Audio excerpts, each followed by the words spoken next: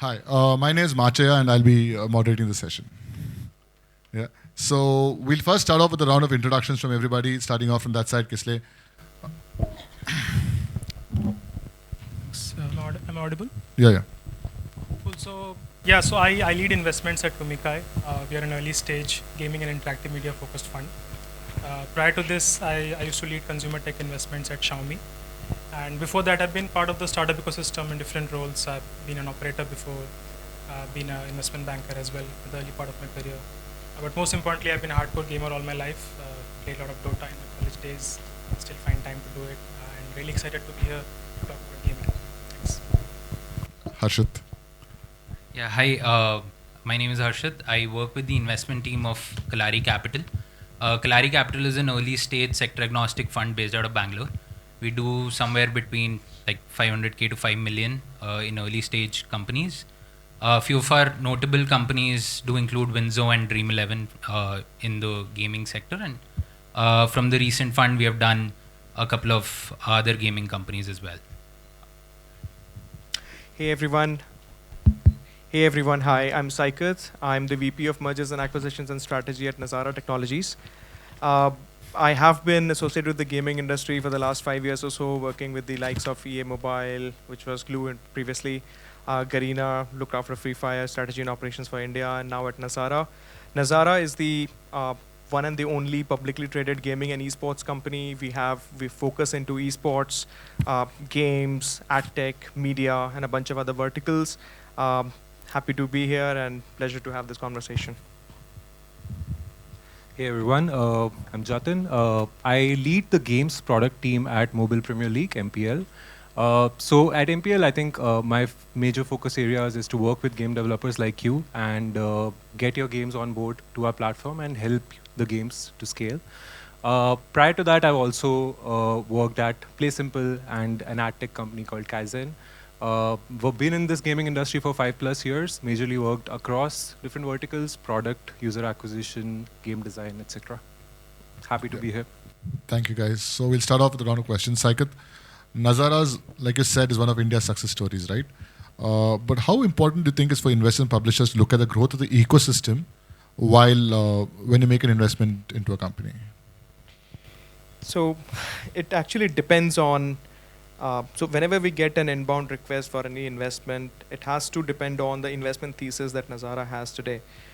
We are not only investing but also publishing. So we are also into the publishing business. So we traditionally take either of the two routes. But to answer Machaiah's question, I think growth of the ecosystem is a very important pillar, and we help the developers to achieve the desired growth with their games, their studios, and their overall company by helping them think about a bunch of things that a developer may not think about, right? When it comes to publishing, it is not only about development, it is about user acquisition, it is about ecosystem creation, it is about app store optimization. It is also about pricing things, right? It is also about corporate governance. So we help developers in all of these other manners, which a developer traditionally may not have those capabilities or those skill sets, and we help them achieve those, and we help the companies grow. Harshit, this question is for you. I mean, Kalaari has a very diversified portfolio, but you've still made some great investments in gaming companies like Dream11, Winzo, Bombay Play. What do you think the Indian gaming market will look like in the next couple of years? Yeah, no, I think if you look at the presentations that we have had today by Saikat, by Deepak, right, a lot of these things have been covered. So we, at Kalaari have been extremely fortunate to play a small part in, in the journey of Dream11, Winzo, and while, backing emerging stars like Bombay Play, Studio Sira, Outscal, right? I think one key thing that I personally feel just pointing out to what Deepak had mentioned in his presentation as well, that the enablers need to sort of come together, right? In terms of just helping. So today we do see, let's say from 2020 or from 2021, the number of game developers have increased. There's still, I think, majority publishing is still, taken care by Nazara when it comes to just Indian market. But I would say there is a significant lack of tools, or I would say enabling sort of ancillaries for these game developers when it comes to, let's say, just live ops or fastening the process of game development or hiring, right? Talent is a big challenge, and we feel that supply is constrained when it comes to just getting an idea of what career you can make in game development, right? So two things majorly, I think, when we look ahead, when we form our investment thesis as well. Internally, we think I think entertainment is going to become more interactive and immersive, and there is a huge possibility of a major global IP coming from an Indian studio in the next 3 to 4 years. And second is definitely enablers, right? We are very we are very bullish about more software tools, more, I would say, even SaaS in that sense, right? For game developers to help them, make the process much more efficient and much more better. I think Unreal with its creator economy that it just launched is going to be a real game changer in that sense. Jatin, MPL is one of India's 3 gaming unicorns, and you really showed a new viable business model in the gaming sector to the entire industry. What is different now, say, compared to the initial days? Yeah, I mean, that's a good question. So I would answer it in a sense that during the initial stage, where the industry was at a couple of years ago, the entire focus was growth at all costs. So everyone in the industry was gunning for growth. When this happens, the kind of metrics that we were going after, I would say some of them were not the right metrics to go after. I would say some of them were quite a vanity metric. Over time, we've realized and moved to the right kind of metrics to enable profitability, to think about the business in a very different angle. What that has helped us do is move to a very, like the kind of bets that we take now compared to the bets we were taking 2 years ago is very different. That's not to say that we are not innovating as much. I think we're innovating and taking a lot of strategic bets every quarter, but it's much more calculated now. It's much more nuanced in terms of the impact that we are driving, and the investment is very thoughtful, which it wasn't back then. Yeah, so I mean, continuing from that, Kislay, and in the Lumikai report that you all actually did the pre-launch at IGDC last year, you said the Indian gaming market will grow at a CAGR of 27% to reach 8.6 billion in financial year 27, and is supposed to reach, 8.8 billion 27. Where do you see a large part of this growth happening? In which sector of the business? Sure. So I think before I talk about the journey to 8.6, I think it's important to understand what actually makes the 2.6 billion number possible today, right? So, we have essentially about 800 million smartphone users in the country. Out of that, 500 million actively play games. 20% of them have paid for games at some point, including RMG, IPs. And that number is only growing, right? So every month, we add around 2 to 3 million new paying users. And these users are spending around $20 per year on games, right? So I think these are telling stats. This is on the demand side. On the supply side, now we have 500 plus gaming companies in the country. 5-7 years ago, this number would be like maybe 25-30, right? So there has been an explosion on both the fronts, and that's what drives the 2.6 billion market size today. In terms of where the growth is going to come from, obviously it needs a sector expansion across all the different pillars of gaming. But broadly, what at least we at Lumikai are very excited about is the growth of in-app purchases within games. So far, it has been the fastest growing monetization channel. It has been growing at a CAGR of 30%, 35%, and that is expected to continue. Today, if you see the split, in-app purchase is roughly equal to ad monetization in India. Both are roughly $500 million in size. Right? So that number, we expect it to be growing around 5x. So in-app purchase will supposedly contribute around 2.5 billion in the next 4 years. And that is what we are at least more excited about. We also see more diversification in IP. So today, it is broadly dominated by some larger players, some larger mid-core players, which is great to see.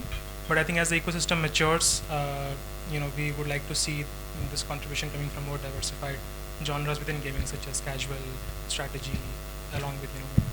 So that is how we see the market evolving. So then, like I understand, like we're looking at, but then from an Indian perspective, where do you think what makes the Indian market very unique in that sense? Right. I think one. And this question is for everybody after that. Yeah, I think one clear difference is the way the smartphone explosion has happened in the country, right? So as a result of that, you will find a lot of first-time internet users who actually experience internet for the first time on the mobile, right? And also when they're experiencing gaming, it is happening for the first time on the mobile device. So that clearly sets us, like very, very different from other Western markets where there was a natural progression from 2D to 3D to PC to consoles, right? So here, when you are building for that user, you also need to be cognizant of the fact that, okay, he's an internet first, mobile first user who's probably playing games for the first time on a mobile device. So how do you onboard that user and stuff, right? So it's a very deep market, but it has own nuances. I think the primary difference being that it's a very mobile heavy dependent gaming market. Yeah, no, I think just answering this, I think what is different is the users. We have such variety of users, right? There are so many different formats that a game developer or a gaming platform can try out, and you will find an audience for that, right? That makes this country very, very sort of unique, right? This market very unique. Also, there is a saying that India runs on ABC: astrology, Bollywood, and cricket, right? So the point that Indian users don't pay isn't actually, like we can see from the Google presentation as well, that things are changing. But it has also been that how Dreamland and Winzo also sort of have been able to capture a majority share, including MPL as well, right? If you give the users what they want, you can't stop them from, like, you will be able to make money, right? So first is, I think there are so many different subsectors within which you can create, and you'll find an audience for it.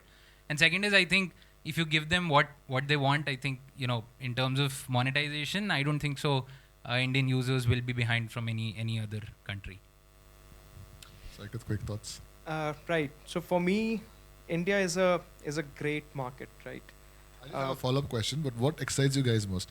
Indian studios making for Indian audience, or like Both. I mean, why should we differentiate the Indian audience separately from the world audience, right? So, I mean, I'm in for Indian studios making games for India, Indian studios making games for the world. So that's something that I'm agnostic of. But what makes India a unique country? So basically, if you were to look at any entertainment and media lever, right, there are two key ways in which you can bucket the motivation or driving factors. One is the entertainment lever. Entertainment level basically is how users are interacting with the product, installing the products, engaging with the product, and playing the product for a prolonged period of time. And second is the value lever. Are you valuing that particular experience to actually pay money? Now, if you look at movies, if you look at animation, if you look at any other format, books, comics, you had to pay for the content. And people actually, the market actually grew in that direction. But as quoted by a couple of panelists before me, Kislay, and so the value lever clearly is not present, at least for games. So Indians do not see that they would want to spend money for something that they are getting for free, and that happened because we are mobile first, free to play first country. But that is changing. If you look at the fringes of gaming and streaming, so there are a bunch of streaming platforms where we have microtransactions enabled gifts and bunch of other things, right? So the in-app purchase currency, in-app purchase economy is actually taking shape, and that value lever is clearly getting linked to the engagement lever. And we see once it is establishing even a mid-level, we will see the rise of the Indian gaming in terms of revenues. I think for me, what I find really fascinating about the Indian market is take any Indian state, and you'll always find that games are an integral part of any gamers or any normal childhood of any state that you find in India. I'll give you some examples. Like when I was growing up in Gujarat, we had a variant of Ludo called Chopet that we used to play a lot. Now, take Karnataka, take Kerala, you'll always find 2 or 3 such unique core loops that really work for that geo.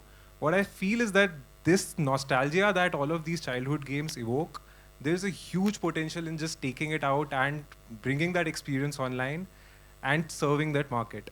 I think this has been done recently for games like Ludo. They've become a phenomenon during the pandemic, but there's tons of more core loops out there in the market, regional core loops, traditional games that are just waiting to get open, and that's very unique about the Indian market.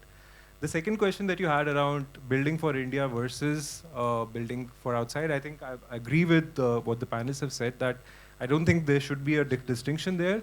What we've learned over the past couple of years is that if you have a good core loop, if you have something that really works for India, chances are that the same core loop will stick in the foreign market as well. Like, I'll give you an example. Like, we have Ludo as a game which is hugely popular in India. We have players right now playing Ludo, matching in India versus the US concurrently within our servers. So yes, it takes a little bit of hand-holding to get them there, but once they get hooked to the game, they really understand and appreciate that code loop. So I think that's an opportunity for us as well to just go global with the loops that we've made internally. Okay, then Saikat, this question is first for you. Because in the last panel discussion we had a disagreement with most panelists in this. So I want you to how are we seeing Indian studios in the top 10 grossing studios? How fast are we seeing it? So I'm very bullish on this. I feel in the next 2 years, and that is by far the longest that I've stated, and this is being more conservative. I think in the next 2 years we will see one extremely good studio coming out of India. There are macro factors that are already in place. As I mentioned, the value lever is getting linked. The user base engagement levels is already established. It's the perfect storm. In addition to that, we have had successful exits in terms of Play Simple and Moonfrog, which means that that bunch of these people who were shareholders have now money, and they have the skill set and capability to do mentorship for multiple studios where they would invest eventually this money, because the games is what they understand really well. And that is where we can see the next set of growth. We have seen this in Finland, Sweden, a bunch of other countries, that this is how the market has grown, and I'm extremely bullish that in the next 2 years, probably someone from you sitting in the audience can have the next top grossing game. What is your prediction? No, I think I agree with Saikat, but again, I said a lot of things need to sort of, yes, fall in place for that to happen. But I do believe 3 to 4 years we'll have one major global IP from India very soon. Kislay, yours. No, similar views. I think if you just look at what are the ingredients required here, right? So when you need capital, you need talent, and as an ecosystem, if you see, as Saikat mentioned, we have now a very successful IPO. We have had 6 exits, and we have 3 unicorns in gaming, right? And overall, gaming startups have raised around $2.8 billion over the last 5 years, right? So there's no dearth of capital for the right team, for the right vision. And we have this concept called which we use in consumer tech, and if you look at the West, you had PayPal mafia, you had the Flipkart mafia in consumer tech in India, where people, not just founders but people who were there in the 0 to 1 journey and 1 to 100 journey at Flipkart, they went ahead and started other firms, right? So I think we are seeing similar trends now in gaming, with these exits. Not just you have mentors, but also you have like operators who have seen that journey and now they're willing to take the plunge, right? So I think that really sets the market apart. I think we are at a very clear inflection point now, and I think, I don't want to predict a number, but it will be very soon. Jatin, quick. I think it's going to be hard. The challenge that I see is that most of those studios that you see on that top 10 list have done it multiple times. They have a repeated recipe for success. And like for an Indian studio to get there, I think we've seen great examples of Play Simple, Moonfrog doing a lot of it repeatedly. But getting it at that scale, you have to be truly global. And I think that's the next big challenge. But I'm sure we are getting there. Come on, fingers crossed. And one of the things that I keep hearing of late is winter is here, or winter is coming, right? At least in the investment cycle. But the games industry seems to be right better. I mean, we recently heard the Savvy Group with Scopely and things like that. Choosing to invest or publish, what are the parameters that you as an investor or publisher would look out for? So see, at Lumikai we are early stage investors, so we are typically the first institutional check in the company. So for us, it's less about metrics. I think what we really heavily index on is the right team with the right vision. And I'll just double click on both aspects a bit, right? So from a team point of view, we really like to see what is that unique right to win for that specific team, right? Is it their domain expertise? Is it their past experience? Because see, gaming is a mix of, you need both creative DNA and technical chops to build something in gaming successfully, right? So that kind of combination is, very difficult to find. So we are always on the lookout there.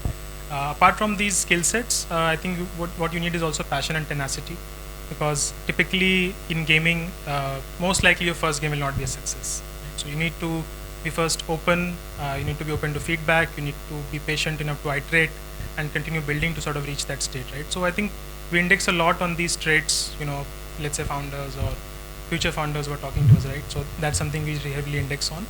And then at early stage, obviously, it's about the thesis. Like, are you after a white space opportunity? we are open to evaluate that. Or you are after a competitive market, but with a defined scope for disruption, right? So we are pretty flexible on both, but I think we need a well-researched thesis. That's what we like to see from the founders. It also shows the commitment. And lastly, I think you need to approach it from a vision of building a studio, not a specific game, right? So you need to be in it for the long haul, not look at it as a 6 to 12-month experiment, but mostly, need to at least plan at least 2-3 shots for success. So that's how at least we operate. Harshit? So, like I mentioned, at Kalaari, we do, again, early stage investments. We typically do from seed to Series A. So, usually, just putting it number-wise, we do about a sub-$1 million deal just on the basis of the founders. So, even if, let's say, we have a thesis, we know they're building in a particular, but there's still like very early in terms of figuring out what they actually want to build. But if we are very clear on the founder's vision, if we are very clear on, let's say, their domain expertise, or let's say their prior experience, then we do a sub-million kind of a check. A slightly larger, we do Series A as well. That can go up to 5 million. So in that, when we are sort of putting in more capital, we do look for some engagement numbers, at least a playable version or an MVP. And then some, even if it's an alpha test results or beta test results, right? So some form of engagement numbers that gives us more confidence. See, I think rest of the things matter at this stage as well, whether it's founder, whether it's thesis, if they're going after a particular space that we are bullish about. Those things need to fall in place. But yes, if we are putting in a slightly more, amount in terms of capital, then we do look for some numbers in terms of engagement, in terms of retention. As it turns out, we have an extremely ascending order of investment criteria. So on the extreme left-hand side, you can see on my, you can see seed investors, then Series A. We come at a later stage. We are more strategic investors. What we look for, and we are very flexible in terms of how we partner with studios. We can look at it from an investment angle. We can look at it from an investment publishing angle. We can look at a bunch of other subsidiary companies, including ad tech companies and Nodwin in the esports. We can look at community creation, user acquisition, and a bunch of other things, including live ops systems, etc., and technical knowledge. So we are very flexible when it comes to partnering with studios in addition to investments. But we do come at a little later stage compared to where Kalaari or Lumikai would come in. And the focus primarily for us is to understand how Nazara as a brand, Nazara as a string of pearls with different capabilities across different verticals that we have today, can add significant value to the studio and increase the overall earnouts, overall value, both for the studio and Nazara as a whole as well.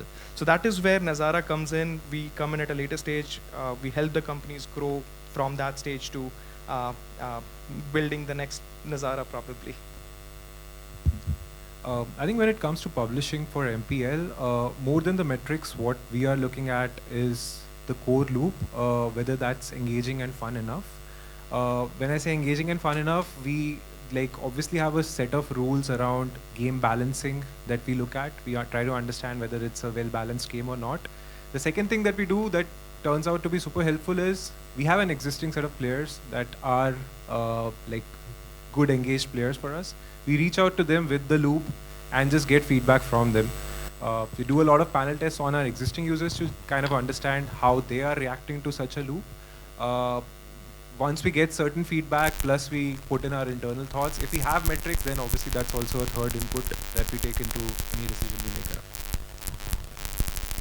make.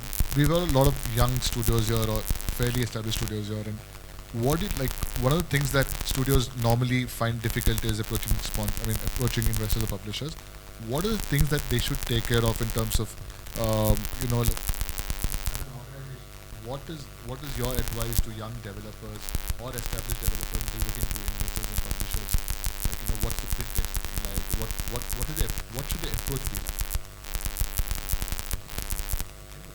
Yeah, so I think one is definitely, so the point is when you're building your game as well, you need to know your audience. So the idea is know your VC as well. In the sense, they're mostly on all VC websites. You'll find who is looking at what sector, especially when it's a sector agnostic investor, right? So reach out to the folks who are looking at, let's say gaming or interactive media or social sort of platforms, right? If you and cold reach outs do work. I think there is a lot of misconception that we don't we won't hear a response unless and until someone connects you. But we like at Kalaari we have a very simple principle to respond to almost every email within 48 hours, right?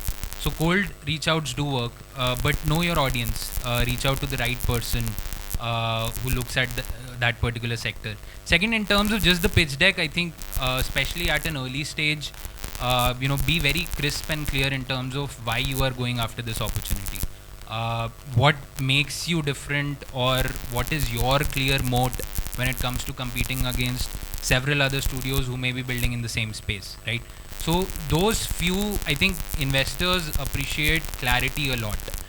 We are ready to take that risk at an early stage as well when we see that the founder or the team has very clear sort of answers, and a lot of things will evolve definitely. Like it's a 10-year journey, it's a relationship that we sort of build once we decide to sort of invest, right? So it's an entire 10-year journey. A lot of things will change, a lot of things will evolve, but having certain clarities at an early stage is always something that excites investors who want to sort of back you. Yeah.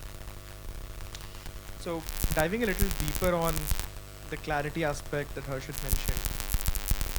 I mean, whenever you are approaching, of course, you have to know the audience, you have to look at their portfolio companies, you have to look at their investment histories to identify also the red flags from any sort of investor that you're approaching, right?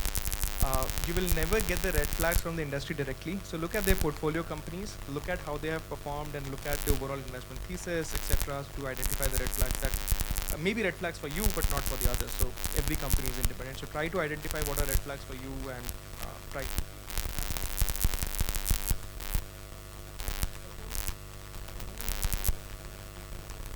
The amount of money that you need and why do you need it today.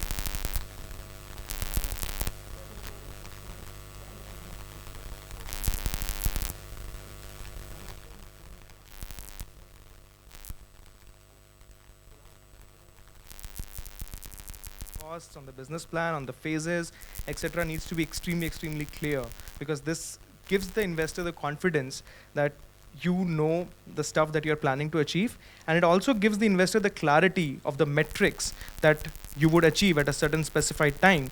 And if you don't achieve those metrics, then we would have a very qualitative review process through which the investor can also help you. It is not just to reprimand you, but or to hold you hostage, but it is to actually help you, because investor is significantly putting in not only money, but every investor that is sitting here is also putting in a lot of effort in terms of hiring, in terms of strategic planning, in terms of thinking about your games, about how to build communities, about your user acquisition strategies, your live ops systems, your analytics systems, and a bunch of other things, right?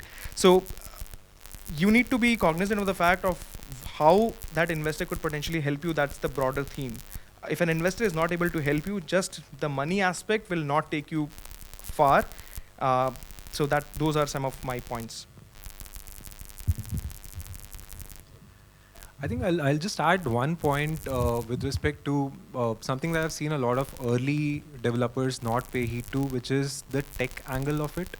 What I mean by that is when you're building your app, building your games, you kind of want to get your game out, and the scalability of the tech kind of goes for a toss in some cases. This is something we encountered back at Play Simple, where some of our newer games just didn't scale. The tech wasn't good enough to really scale beyond a certain point. So you had to reinvest, come back with newer models, newer databases, and kind of reinvent the wheel there. So I would say that it's super important to start thinking of scale when you're seeing slight, like obviously you do your MVPs, you get your initial metrics out, but then start building for scale, because if you do it at a later stage, it's going to come at a cost.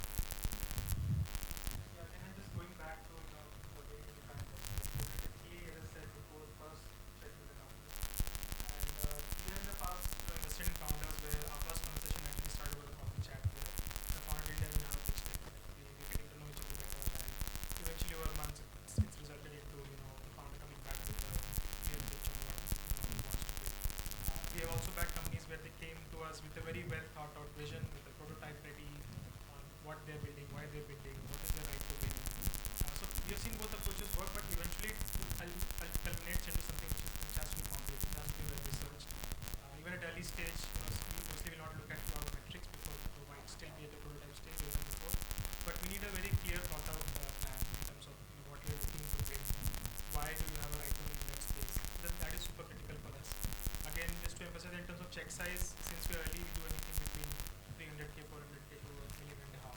So we are looking at from that point that, okay, yes, we will be your investor, but we will be your partners in your journey. We'll start building with you, we will iterate with you. So we are not looking for a clear-cut formula for success that, yes, I'm going to build this game and this is going to be the biggest thing. So we're not expecting that kind of thing. We need a more of a broader emphasis on the broader plan, the broader vision. And it's always okay to accept that, yes, my first game will not be a success most likely, but here is my plan B and plan C. This is what I'm probably going to do if this doesn't work, right? So that is something also which we value. And yeah, broadly, I think other folks have already covered the rest of the points. Last question, Jeremy. One of the things that at least I've experienced in the last 2 years in this industry is community and networking is very, very important. How important is it for developers to spend time networking with the industry, going for conferences like GDC, IGDC, and whatnot? How important do you think it is, and why is it important? Sure, no, definitely. I think one, it sort of keeps you abreast on what's the latest, right? So you can't be building in silos, right? So you need to understand, what's the latest out there, both in terms of tech, product design, development, what's working, what's not, right? So, and apart from that, you can have a sort of moment where you bump into something, where it could be learning from a colleague, it could be learning from someone in the ecosystem, right? So these are good places to sort of grow your network, sort of build new connections, enhance your domain knowledge. So highly recommended. And obviously there has to be a balance, but I think at least the quality events that like we have having here, I think definitely worth spending time and energy on. Yeah, Harshit. No, absolutely. I think the work IGDC has done over the last couple of years, and when I joined Kalaari in 2021, before that as well, everyone was aware of IGDC. We've been actively looking at gaming, and IGDC, with your support and with the team, has done phenomenal. And these networking sessions and these conferences are extremely, extremely important, not just for developers, for investors as well, right? Because that's how you meet in this industry, right? Apart from that, like, I think there is a lot to learn from others, and that will take you way far. So definitely, I think these conferences have helped a lot. I think the last 2 years of COVID were sort of a break in that sense, but I think when in 2022, the success of IGDC is itself itself a statement that the entire sort of community wants to come together at least once a year, and then we do side events as well, and just learn from each other. That's the most important part. Saikat, you just come back from GDC, and I know like Ajish and a few other folks from here also have gone to GDC this year, but like your experience, of course, is a little more. I mean, it's a newer experience. So, how important do you think is, like, the same question again? So I break the problem into, so any studio today basically faces two types of problems. One is that they have a complete understanding and grasp of what basic problems they are facing, be it game design, technology, whatever, right? It is your domain expertise and you know what the problems are. The second set of problems is you don't know that these are problems in the first place. So GDCs and even gatherings, including IGDC and this event as well, is a great place to understand and share ideas for the problems that you are not even aware of, right? So it could be any new technology, it could be any new integration, any new platform support, any new business models that are emerging, etc. are the problems that you may not be aware of because you are so engrossed in product and daily operations that it does not leave enough time for you to explore these ideas. And these platforms are the best way to share these events. Talking about GDC, I did not even have the talking session passes. And trust me, I have not missed anything. All the meetings happened in and around the GDC area. You just get to meet people, you attend the mixers, you just drop by and say hello, and you would learn a lot. So for me, that was a very enriching experience. And talking about India, I think the fervor is the same, the passion, the enthusiasm that I see today here. It is not any way, shape or form less than that I had seen in GDC, and it was really awesome to meet you guys. I think I second everything that's said already, but I think for MPL in general, one of the key tenets for our growth is to add new content, to create new categories for our platform. And we are always on the lookout for newer ideas, working with newer developers, getting their content on board. So this is something that has worked really well for us in the past couple of years, and we continue to do that. And events like GDC are the best areas for us to interact with newer developers, understand what they're doing, get them onboarded to our platform. Thank you, guys. So I think it's very important, like just summing it up, is community building is really, really important. I mean, like I'm actually on a Bangalore game dev group, and it's phenomenal what that group does. There are people randomly sending a screenshot. I was just telling Deepak, hey, I'm having an audio file problem. What do I do? And then there are 10 other folks, like, giving him solutions, and he actually finds a solution. Like, he doesn't even Google it. Like, imagine, he can actually Google it, but he doesn't. He asks the community, and the community answers. So I think it's really nice that community is built, because that's how the ecosystem will also grow. I mean, join a bunch of really cool Discord channels as well that you can join. And thank you, guys. I mean, it's a wonderful session. Any questions from the audience? Actually, this is to Kalaari Capital and the funds. So, what is your return expectation on investment? When you invest, like, what is the minimum multiplier you expect, like 5x or 10x or what is? See, there's no number, I would say, but always. So when you minimum. No, that's what I'm saying. So every investment that we do, we expect that investment to return our entire fund. So for example, the latest fund of Kalaari is $220 million.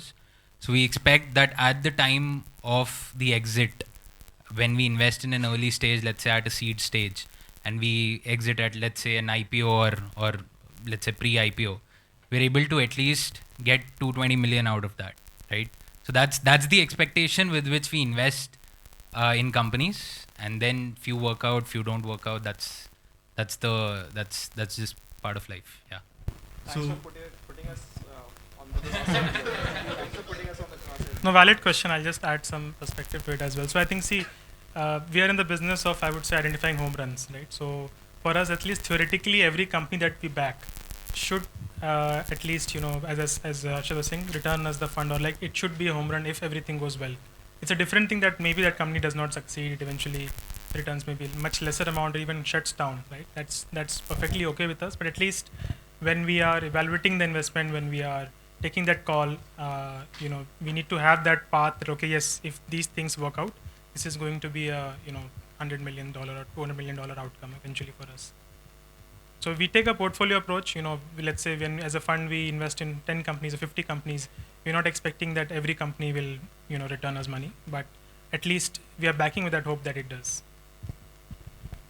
That's the part I want to know. Like, what is the minimum expectation when you invest? Like, there are 10 companies who approach you, and there will be a minimum criteria that I expect this company to give me a 2x return or 3x return. So we don't actually index on 2x, 3x at all. If a company is giving me 2x returns, actually, I would not be super excited about it. I need every company potentially to give me 100x return, 50x return. It happens or doesn't happen is a different thing. But at least if everything goes well, if the founder execute on the vision, if we are able to support them in that journey, every studio that we back should be, $100 million, $200 million, billion dollar outcome.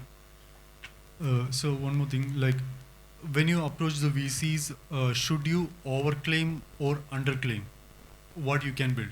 So, or just claim exactly what you can do, because the people who approach VCs are biased to get the funds. Sure. And VCs are biased to actually making sure this guy actually does what he says. Sure. So there is a conflict of interest. Now, what is the best in your? Yeah, best is, I think, just you should actually see, first of all, getting the fund is just one part of it, right? Going to, I'm guessing, run away with that. You need to still build a company from that. So I think it's best that, you have to be obviously hopeful and aggressive in terms of what you want to achieve, but you should also be honest of, where you are today. I think what we need is an aggressive plan, but you also need a, truthful plan for that extent, right? So, and if anyone wants to come. Just two more questions there. No, sorry, somebody else, sorry. You can ask these questions offline. Sorry. General question to all. How does having an AI-enabled tech product or a game affect your decision making in investing in a company? Second, and how do you think immersive gaming experience going to develop in the coming years? These two questions. I think I can take the first one. I don't think there will be any distinction between an AI-enabled product versus not in the next year or so. I think generative AI is here to stay. It's one of the newest emerging trends. Like we've seen crazy stuff happening in the last few weeks. Like think Midjourney coming out with ad creatives or coming out with game assets in like 20 seconds, or think game economies being managed completely by AI without any human intervention.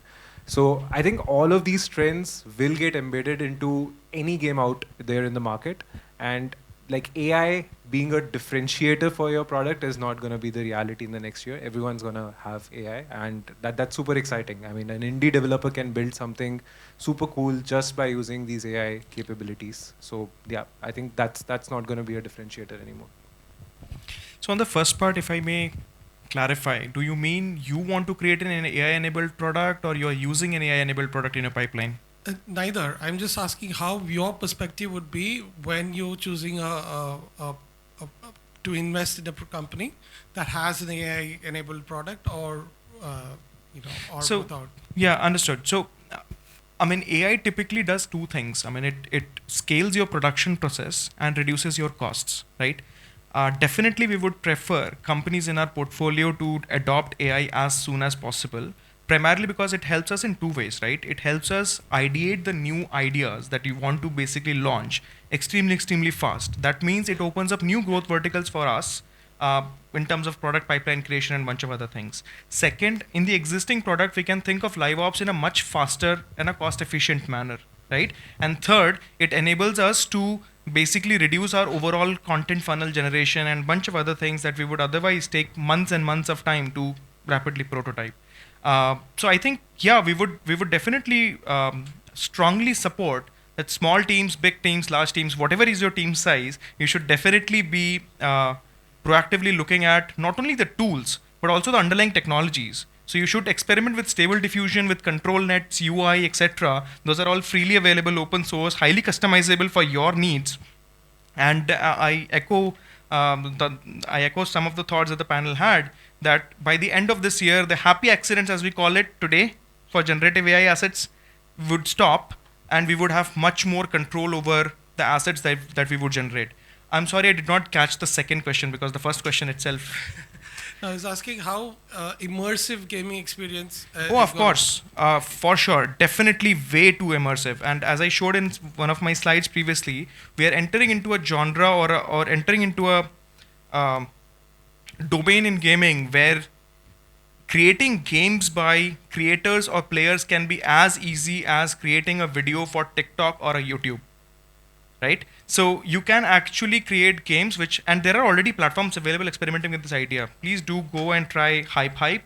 It is one of the Space Apes Supercell's subsidiary company products. They're actually trying to bring in TikTok for games, so UGC along with AI is already in place, and we would see more immersive games coming out of usage of generative AI. Thank you. Last two questions, three short questions. Hi. So my question is there any universe in which an investor would consider investing in a game modding studio, like the ugly stepchild of a game developer studio? And just to give a context, is that a mod by its very nature is non-commercial and the IP belongs to the base game. But would an investor see value in the fact that the mod is reaching, say, a hardcore game, AAA game audience? And is there any cross benefit or any value that an investor would see in investing in a game modding studio? And if so, what would the parameters be in evaluating that? Please approach the game studio which is actually developed. So I think they would be the ones that would be quite actively looking at newer core loops which a modding studio can develop. So modding in itself is very, very hard. You need to understand the game architecture and systems and a bunch of other things, how the players are interacting and how the physics of the game works. Counter-Strike is probably the best example of modding. Yeah. So they got acquired by Half-Life. So I would say approach the game for which you are developing the mods.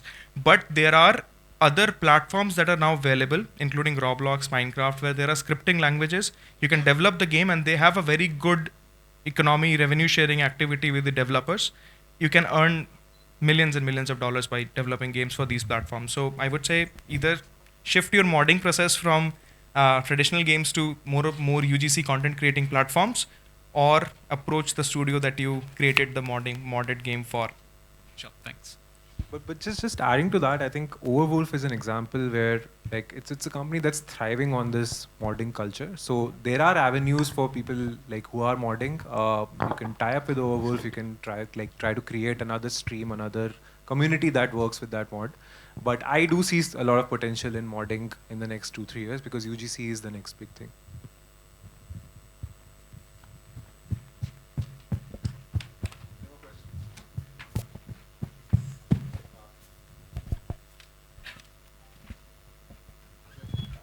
Hi all. As investors and platforms, you are doing a wonderful job. So it's quite good that you are pumping in money, right? Funds. Issue with the startups, early stage startup, is that the due diligence part. Actually, I am into that particular part only. The time that is taking for releasing that amount. Okay, fine. The announcement will be, the term sheet might be signed, but the due diligence part, it's quite hectic that even the founder and the entire team will be dedicating their entire time for the due diligence and the actual business is not happening. So what sort of help would you people be offering along with the funds to complete the DD? I think it's a process that we have to follow. It's a sensitive matter when it comes to legal rights, when it comes to all this, right? And to be fair, nobody likes to do all these things, but these things have to be done, right? So we typically try at Kalaari to sort of like from term sheet till sort of wiring, keep the time till it takes 1 month to 1.5 to sometimes 2, right? But I don't. Yeah, if there is an AI tool that comes up that can sort of fasten this process, nothing like it, but there will be, like, at least it's a process that we have to follow, right? In terms of apart from funding, I think as the panelists had mentioned, not on due diligence. As I said, due diligence is a process that needs to be done. But once you become a portfolio company of ours, right, we do provide a lot of support when it comes to hiring, when it comes to planning out what should be your next phase of growth look like. Right? What are the key achievable targets? Investor connects. When will your next round of funding happen? What is the plan for that? All those things, right? And again, from the experience, from and this is across all companies, not just, let's say, a gaming company, right? But throughout all the sectors that we have seen, whatever guidance or help we can provide, we do that as investors. One of the benefits of having a little drawn out due diligence process is that it brings a very good reporting culture. It brings a very good corporate governance structure. It basically lays the foundation for the company to grow on top of that.